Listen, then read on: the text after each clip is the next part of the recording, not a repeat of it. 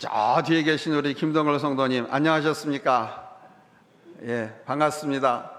예, 감사하고요. 오늘 특별히 이렇게 보고 싶었던 분들과 함께 하나님 앞에 예배 드릴 수 있어서 너무너무 감사하고 여러분 축복합니다. 하나님께서 우리에게 큰 은혜를 주실 줄로 믿습니다. 사랑하는 여러분, 여러분의 인생의 목적은 무엇입니까? 왜 여러분 무엇을 위해서 살고 계십니까? 이 질문에 어떻게 자신 있게 대답하시겠습니까? 많은 사람들의 목적을 분명하지 못하게 하고 살고 있습니다. 여기에 대해 자신 있게 대답하지 못하고요. 목적이 있다 하더라도 근시안적이죠.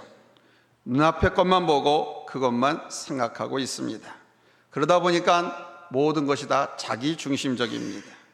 자신의 성공과 출세, 자신의 안녕과 평안, 자신의 만족과 행복, 대체적으로 자신에게 초점을 맞추고 있습니다.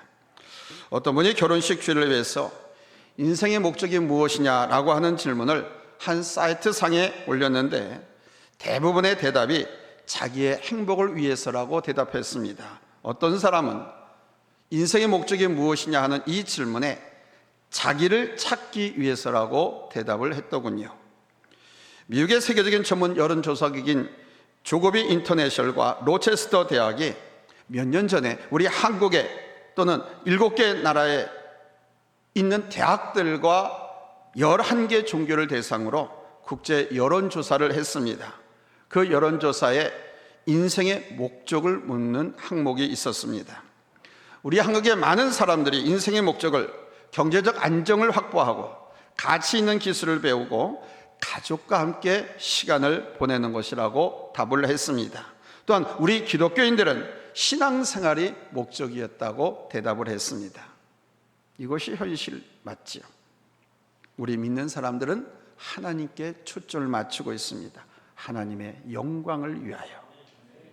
아마 앞에서 당신의 인생의 목적이 무엇입니까? 라고 묻는다고 하면 아마 여러분도 하나님의 영광을 위해서라고 대답했을 것입니다.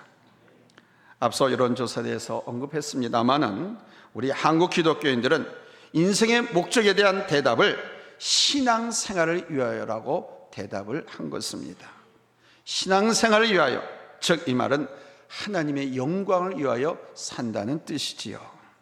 그렇습니다, 여러분. 하나님을 영화롭게 하고 그분을 기쁘시게 하는 것이 우리 그리스도인의 목적입니다. 그런데 그 하나님을 어떻게 영화롭게 하느냐 하는 것입니다. 오늘 예수님은 당신이 이 땅에 오신 목적에 대해서 아주 명확하고도 분명하게 말씀하셨습니다. 본문 28절입니다. 같이 읽습니다. 당신이 이 땅에 오신 목적. 함께 읽습니다. 시작. 인자가 온 것은 섬기려 받으려 함이 아니요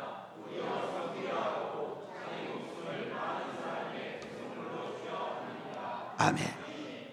내가 온 것은 섬기기 위해서다. 이것이 우리 예수님께서 우리 가운데 오신 목적입니다. 이것을 통해서 예수님은 하나님의 영광을 드러내는 것입니다. 그런데 여러분, 이것은 우리의 목적이기도 합니다. 우리가 공부하고 일하고 비전을 가져가는 모든 목적은 여기에 있다는 것을 알아야 됩니다. 그리스도인은 예수님의 마음과 성품을 배우고 닮아가는 사람들입니다. 여러분, 예수님께서 공생기간 동안 하신 사역이 무엇이었습니까? 마태복음 24장 23절에 보면 세 가지로 요약해서 말씀해 주고 있죠. 예수님께서 공생기간 동안 하신 세 가지 일, 우리 같이 읽겠습니다. 찾았으면 아멘 합니다. 합독합니다. 시작. 예수께서 온 갈릴리에 두루 다니사 그들의 회당에서 가르치시며 천국 복음을 전파하시며 백성 중에 모든 병과 모든 약한 것을 고치시니 아멘. 첫째는 가르치는 일이었고, 둘째는 말씀을 선포하는 일이었고, 셋째는 치유, 봉사하시는 일이었습니다. 이 일을 주님께서 하셨듯이 오늘 우리 교회도 여러분 주님을 본받아서 이 일을 하고 있는 줄로 믿습니다. 나만을 위한 것이 아닙니다. 우리만을 위한 것도 아닙니다. 하나님을 위하여, 곧 하나님의 나라와 그 백성들 위해서 섬기고 헌신하는 삶이 우리 인생의 목적이라는 것입니다. 아주 오래전에 만들어진 아카데미상 7개 부분을 수상한 콰이강의 달이라고 하는 아주 유명한 영화가 있습니다. 보셨습니까? 세계 제2차 대전 때 미얀마에서 일본군에게 포로가 된 미국과 영국군이 이 미얀마하고 태국을 잇는 콰이강에 다리를 놓는 그런 과정을 배경으로 한 영화입니다. 이 영화의 원전은 Through the Valley of the Kwai입니다. 콰이 계곡을 통해라는 책입니다. 이 책의 저자 어네스트 골드는 실제로 세계 제2차 대전 때 일본군의 포로가 되어서 다른 수백 명의 포로들과 함께 바로 그 콰이 계곡에서 일본군을 위해서 기차 철도를 건설하는 강제 노동에 동원되어서 아주 엄청난 고통과 고초를 경험을 했습니다. 그는 거기서 있었던 일을 그 책을 통해서 아주 생생하게 표현했죠. 영화를 봐도 책을 읽어도 정말 눈물 없이는 볼 수가 없는 그런 처절하고 비참한 영화입니다. 굶주린 몸에 아주 가혹한 노동으로 연합군 포로들은 파리 목숨 같은 대접을 받으면서 목숨을 겨우 연명해야 했습니다. 포로된 그들은 오직 자기만 살겠다는 이기심과 도끼만 서려 있는 곳이었습니다. 그래서 그들이 수용되어 있는 수용소는 동물농장, 동물사회만도 못한 그런 곳이 되어버리고 말았습니다. 그렇게 생활하다가 이 어네스트는 아주 거의 죽게 될 지경에 이르게 됩니다. 그는 죽음 앞에서 처음으로 생의 애착도 가져봅니다. 그러나 그토록 생의 애착을 강렬하게 느끼면서도 그는 자기의 생명을 자기도 모르는 사이에 포기하고 맙니다. 강제 노동에 시달린 것도 힘들었지만은 배고픈 창자를 달래는 것은 더욱 견딜 수가 없었고 상처에서 오는 고통을 이기지 못해서 자기도 모르는 사이에 정신을 잃고 쓰러졌습니다. 한참 사경을 헤매다가 정신 차리고 깨어났을 때 그는 자기를 옆에서 간호해주는 한 사람을 발견했습니다. 그도 자기 같은 포로의 형편이었지만 그는 기독교인이었습니다. 그의 헌신적인 봉사와 사랑으로 그는 용기를 얻어 다시 살아났습니다. 그가 그때 경험했던 생의 재생은 마침내 그를 참 그리스도인으로 다시 태어나게 했습니다. 그와 그를 도와준 동료는 이제 힘을 합쳐서 수용소에 있는 다른 사람들을 돌봐주게 됩니다. 그들의 섬김으로 수용소 안은 서로를 돌아보고 도움을 주고받는 상부상처의 공동체가 되었습니다. 그 책에서 어네스트 골드는 이렇게 고백합니다. 우리 기독교인들은 섬김을 받으려고 태어난 것이 아니라 섬기기 위해서 태어난 것이다. 섬김을 게을리하는 사람은 인생의 본분을 게을리하는 사람이다. 그렇습니다, 여러분. 우리 그리스도인들은 섬기기 위해서 서 있는 사람들인 줄로 믿습니다. 예수님께서 그것을 말씀하셨습니다. 당신이 이 땅에 온 목적은 당신의 목숨을 다스릴 생명을 많은 사람을 살리게 하기 위해서. 여러분, 이 진리 속에서 우리는 살아가야 할 줄로 믿습니다. 첫 번째 대지입니다. 그래서 이 섬김이라고 하는 것은 나의 도움이 필요한 사람에게 베풀어 주어야 하는 것입니다. 우리 예수님이 이 땅에 오셔서 가난하고 병든 사람들을 돌아보셨습니다. 다른 사람들이 외면한 사람들을 찾아가셨습니다. 요한복음 5장에 보면은 제자들과 다른 모든 사람들이 예루살렘에 축제에 가 있을 때 예수님은 그 축제에 가지 않고 베데스다 연못가에 38년 된 중풍병자를 찾아가셨습니다. 여러분, 이런 섬김의 삶을 우리가 살아야 되는 겁니다. 나보다 못하고 어려운 사람들, 도움의 손길이 없으면 살아가지 못하는 사람들에게 도움의 손길을 펼치는 것이 교회고 그리스도인인 것입니다. 언젠가 85살 잡수신 노인분이 2종 보통 운전면허증을 땄다고 하는 뉴스를 들었습니다. 이분이 운전면허를 따게 된 것은 수지침 봉사 활동을 하기 위해서였습니다. 이 할아버지는 80대 초 80살 다 됐을 때 아주 심하게 기관지 천식을 앓았다고 합니다. 그런데 수지침을 맞고서 기관지 천식을 고침받았다고 합니다.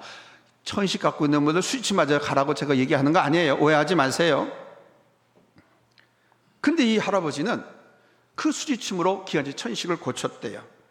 그래서 그것을 계기로 해서 당신도 수지침을 배우기 시작해가지고 그 이후 20년 동안 교회나 경로당, 복지관, 시청, 민원실, 교회 등을 찾아다니면서 천식, 신경통, 구안화사, 안면 신경마비 등으로 고생하는 많은 분들에게 이 수지침을 놓아주었다고 합니다. 이제 이분의 공부가 깊어지면서 침 외에 뜸과 압봉, 또 부항 등 다른 기구들도 함께 가지고 다니게 되다 보니까 가방이 무거운 거예요. 가방이 무거울 뿐만 아니라 늘 택시를 타고 이동을 했는데 이 비용이 만만치 않은 거예요. 그래서 결국 운전면허증을 따는 데 도전했다는 겁니다. 다른 사람의 보살피를 받아야 할 고령임에도 불구하고 그분은 자신의 일로 다른 사람을 섬기기 위해서 봉사하고 있습니다.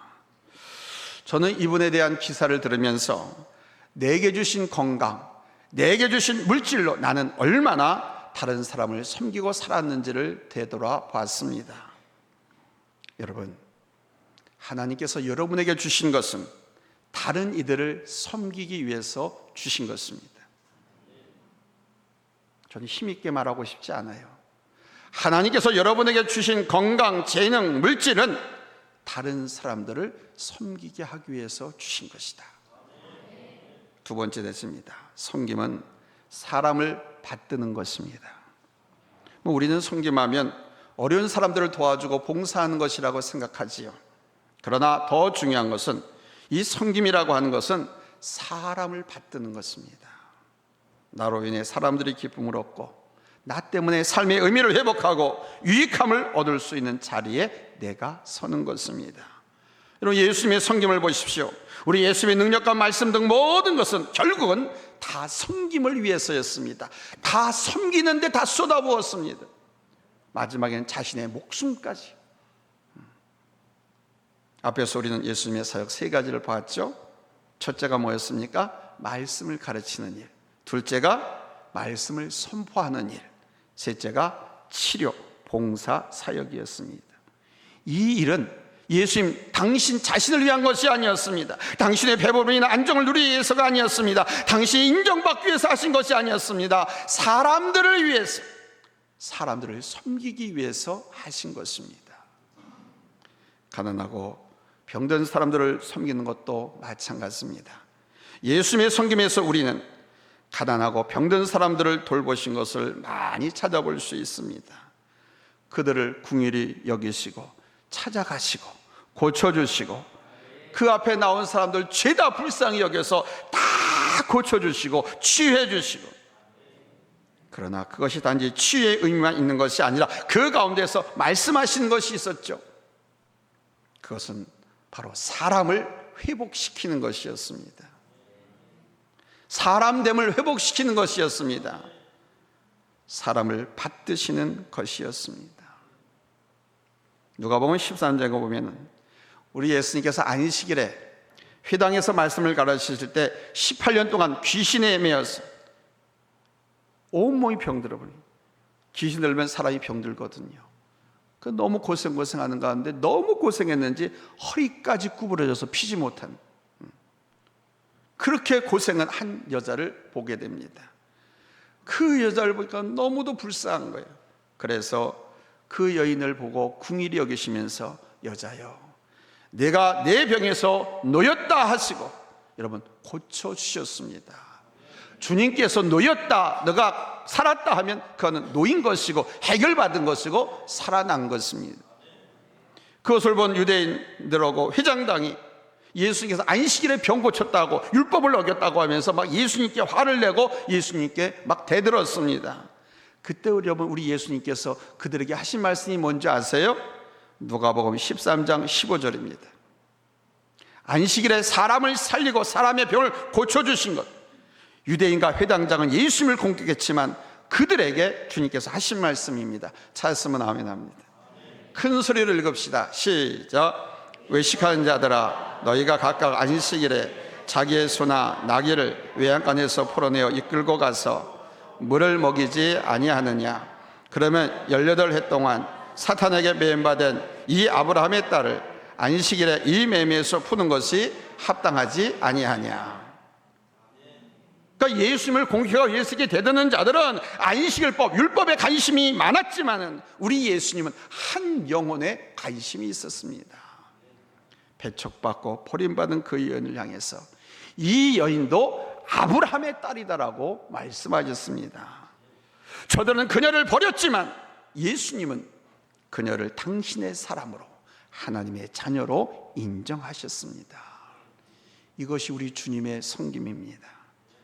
사람을 사람이 되게 참 행복을 회복시키면서 사람을 사람으로 받든 것입니다. 그렇다면 여러분, 우리의 도움과 힘과 능력, 재능과 행복, 성공과 성취는 모두 다 사람들을 받들기 위해서 주신 것입니다. 나의 만족과 자랑이 아니라 우리 주변 사람들을 받들기 위해서 주신 거예요. 믿습니까? 아멘.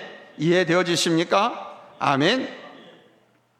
알렉산더 보라드의 서번트 리더의 조건이라는 책이 있습니다. 서번트 리더, 서번트가 뭡니까? 종, 하인, 시종, 심부름꾼, 이게 서번트입니다. 근데 리더의 조건, 서번트 리더의 조건이라고 했어요. 무슨 말이냐? 봉사는 리더십, 섬기는 리더십에 대해서 말씀한 겁니다.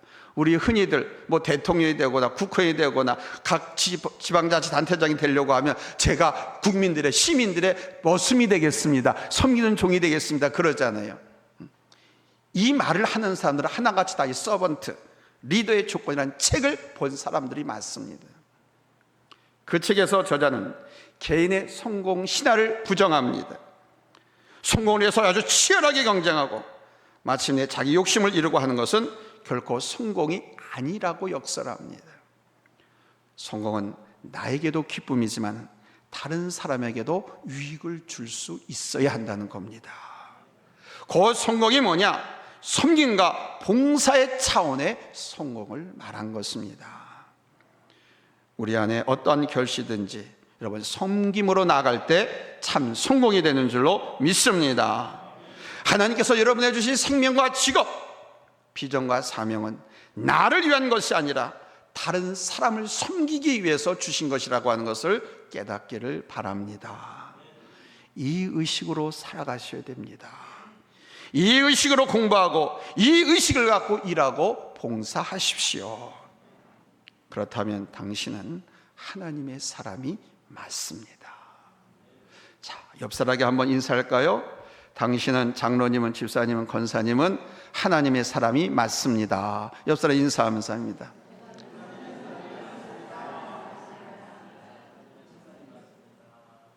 셋째로, 섬김은 자신을 내어주는 것입니다. 여러분이 자기를 희생함으로 사람들에게 기쁨과 행복을 줄 수 있다면 그것이 진정한 섬김이 되는 것입니다. 뭐 항상 그런 것은 아닙니다. 그러나 때로는 나를 희생해야 할 때가 있어요. 그때 기꺼이 희생함으로 섬길 수 있다면 여러분은 본분을 다하는 것입니다. 오늘 주님 말씀하십니다. 28절에 자기 목숨을 많은 사람의 대속물로 주려 함이니라. 우리 예수님은 나를 위하여, 여러분을 위하여 자신의 목숨을 십자가에 내어 주셨습니다.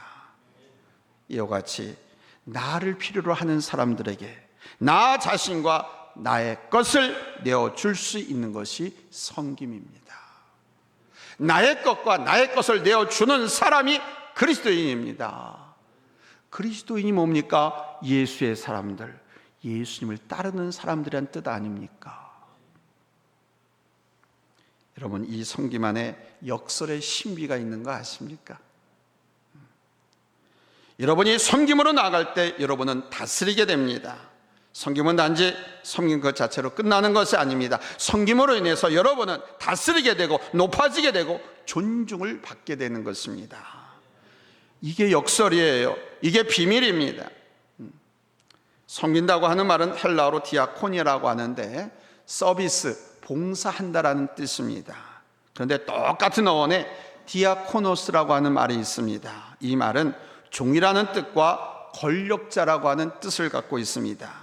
그래서 로마서 13장 4절에 보면 하나님의 사자를, 주의 종을 가리켜서 디아코노스라고 표현했습니다. 영어로는 미니스터라고 하죠.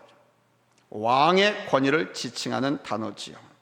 여기에 오묘함이 숨겨져 있는 거예요. 섬기는 자가 왕이다, 섬기는 자가 다스린다, 섬기는 자의 마음속에 왕권이 있다. 그래서 오늘 예수께서 말씀하시는 겁니다. 본문 26절로 27절 우리에게 말씀하십니다. 다 같이 읽겠습니다. 찾았으면 아멘 합니다. 합독합니다. 시작. 너희 중에 누구든지 크고자 하는 자는 너희를 섬기는 자가 되고 너희 중에 누구든지 으뜸이 되고자 하는 자는 너희의 종이 되어야 하리라. 아멘. 하루는 우리 예수님께서 예루살렘을 올라가시는 도중에 야고보와 요한이 예수님께 이렇게 부탁을 했습니다. 예수님이 이스라엘의 왕이 되시면 형은 좌편에 저는 우편에 세워주세요. 왕이 되면 좌우편에 누가 있습니까? 자정승, 우정승이 있는 거 아닙니까? 한번 물어볼게요.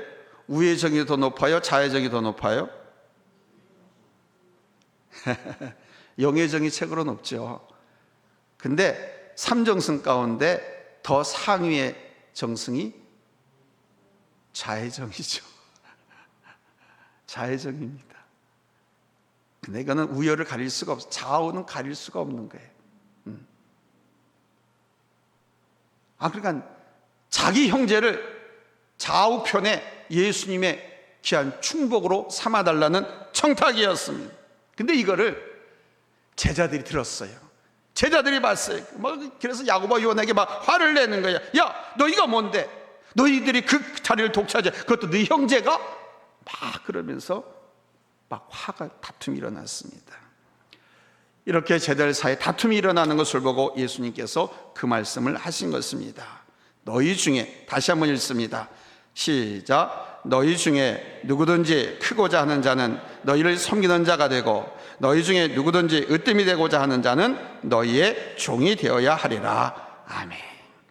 사랑하는 성도 여러분, 섬김은 결코 나약한 것이 아닙니다. 누구를 섬기는 것은 결코 비굴하고 아부하는 것이 아닙니다. 섬김은 우리 예수님을 배우고 닮고 예수 안에서 살아가는 성도들이 하는 것이고 생활이 맞습니다. 여러분, 이 삶을 우리가 살 때 오히려 다스린 자가 되는 거예요. 오히려 높은 자가 되는 것입니다. 하나님께서 여러분을 높이실 것입니다. 하나님께서 여러분을 존귀케 하실 것입니다. 섬기는 자가 왕입니다.